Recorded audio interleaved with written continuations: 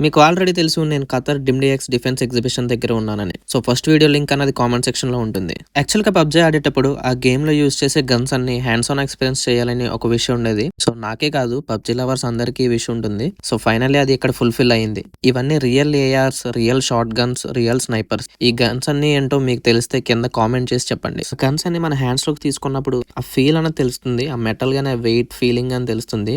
So, real guns అన్నది ఇట్లా ఉంటుందన్న ఒక ఐడియా అయితే వస్తుంది ఖచ్చితంగా.